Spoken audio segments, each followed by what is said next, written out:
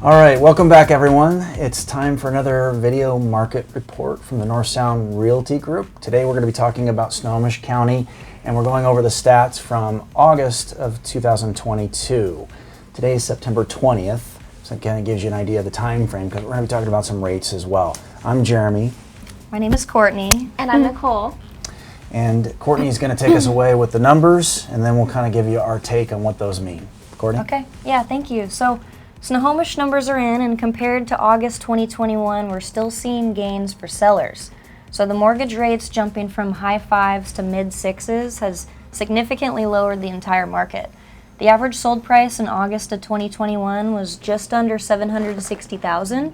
So we're still up over $60,000 average in sold price, but the average sold price in July was just over $850,000. So we did drop some $32K or so average in sold price in just 1 month.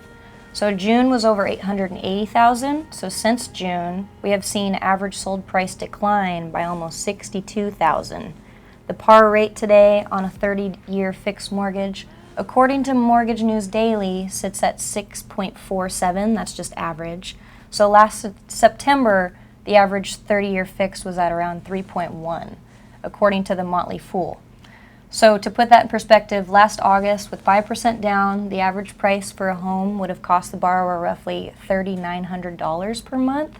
And now with the average rates hovering around 6.5, that same home would cost a borrower almost $5,400 per month. So that's a 38% increase. It's no wonder that the market has stalled a bit.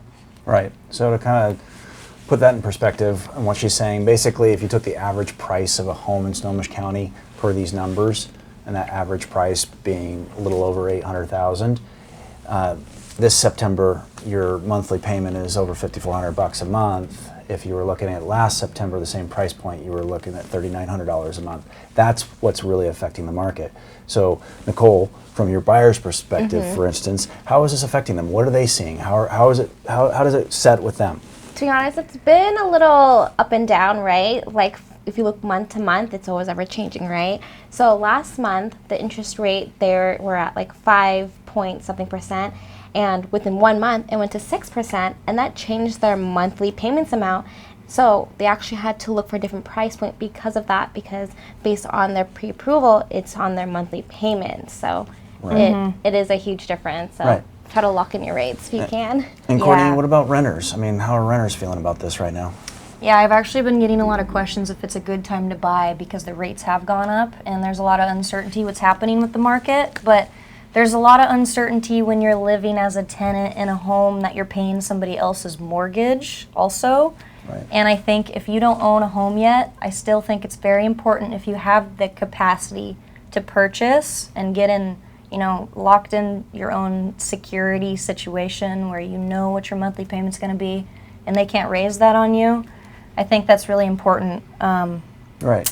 So to kind of treat you want to treat your mortgage like a bank account almost, and that's what I try to tell people. Like, you're not throwing your money away by paying a mortgage either. You're actually pooling it into a savings account almost, that if something were to happen to you, you could pull that money out and use it, in a bad situation, whatever you want to do with it, So that's important to keep in mind. Once you've built up equity, yeah, and your down payment often is part of that equity, for instance. So usually most people have a certain amount of equity walking right in the door after they go under contract or after they purchase. Not to mention also the security of nobody's ever going to kick you out if you're paying your own mortgage. Right. You can't control what happens to your landlord.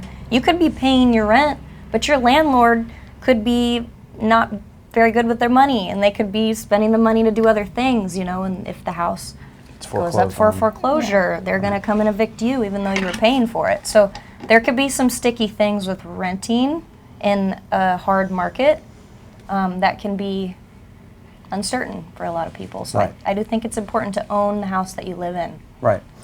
So from the seller's perspective, if we're talking about why you still want to sell, well, we talked about the numbers, and we're still average sale price-wise, we're still higher than we were last year at this time, right? So you're still really netting out better than you would, and the more you wait, the less you're making, right? So, and real estate always runs in cycles. Right now, we're like looking at a cycle that's probably going to take us out 4 or 5 years before we start going back up again. So if you are thinking about selling, literally, this is not like me selling you on the process. You are losing money every day that you wait. But per what Nicole was saying about her buyers earlier, you also have to have your house ready. Because in this market, yes. the buyers are getting more and more choice, right? And they're choosier, as they Yes. should be. So you need to listen to a professional to help guide you through the process of getting your house ready to sell too. Not only just going through the process of actually selling it, but that whole preparation process.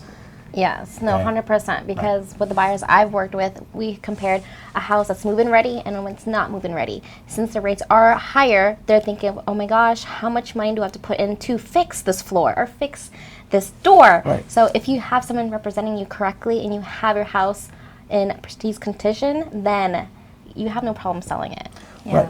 And just like she said, the buyers are out there looking for things that they're going to have to pay for after they close. Yep. And they're going to ask you to take a cut on what you're taking as a seller in order to help them pay for that because they're putting so much of their money into this initial purchase, right? Yep. And it's really important. I'm always big on empathy, but if you, the seller, understand how much it's going to cost a buyer to buy your house, and I don't mean the purchase price, but the monthly, it'll help you understand what they're stepping into as far as shoes are concerned.